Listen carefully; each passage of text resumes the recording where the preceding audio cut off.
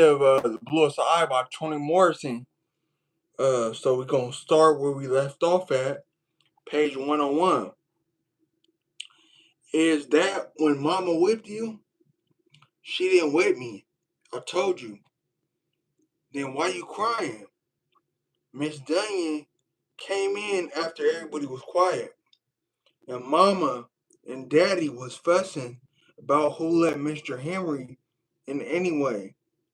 She said that Mama should take me to the doctor because I might be ruined.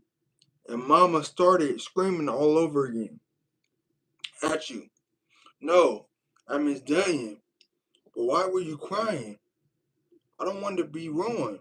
What's ruined? Like the matching in line? She's ruined. Mama said so. The tears came back. An image of Frida, big and fat, came to mind.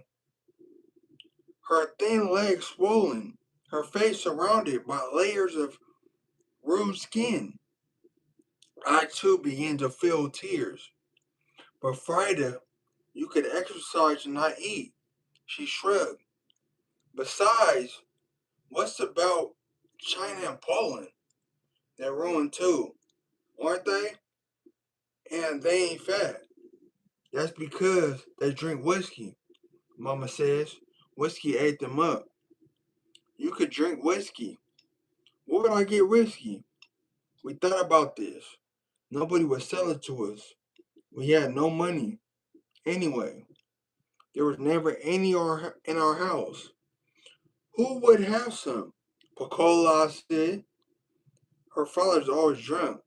She can get us some. You think so?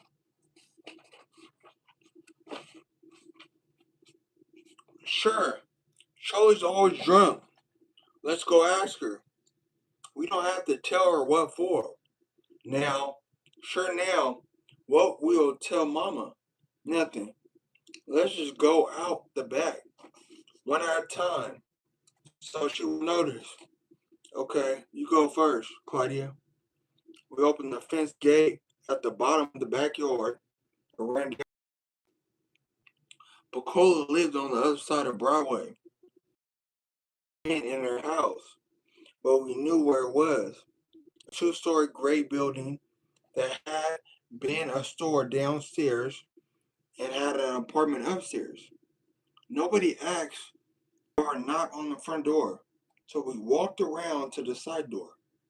As we approached, we heard radio music and looked to see where it came from.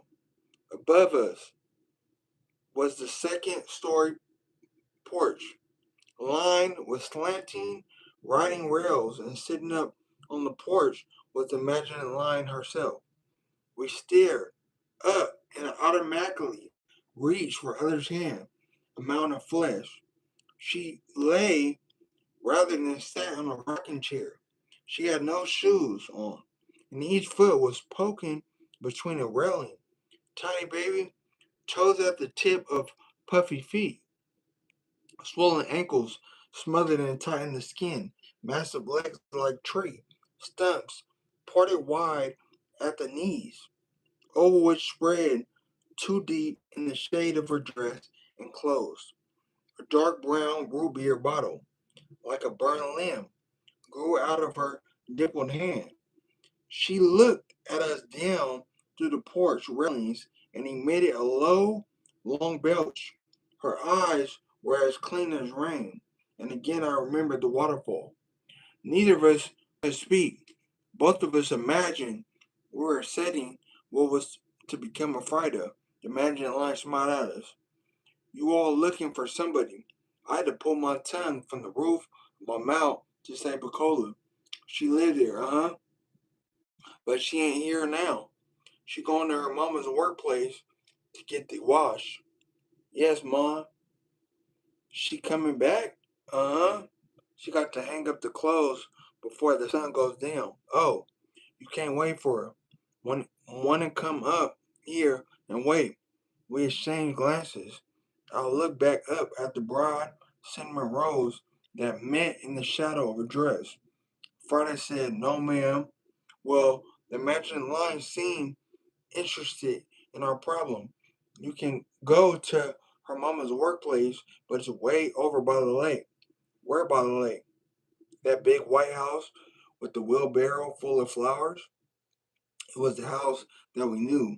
Having admired the large white wheelbarrow tilted down on spoke wheels and planted with seasonal flowers. Ain't that too far? You will go by walking? Friday scratched her knee. Why why don't you wait for her? You can't come up here. Want some pop? Those rain soaked eyes lit up and her smile was full, nor like the pinch and holding back smile of other grown-ups. So we're gonna stop at page 103, y'all. So next time we're gonna start at 104. This was The Bluest Eye by Toni Morrison. And everybody asks, man, why you read every day?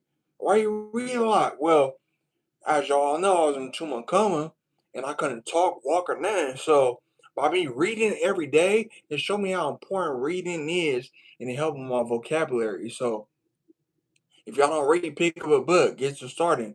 You feel me? It'll get y'all. It'll take you to the next level with your vocab and everything.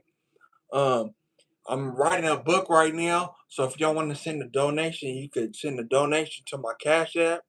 That's $Karlo Rossi 559. That's $KarloRossi 559. That's $KarloRossi 559. If not, I still thank y'all for tuning in and I appreciate the support anyways. Um, Make sure I keep thriving, keep your head up. The best is yet to come. Go.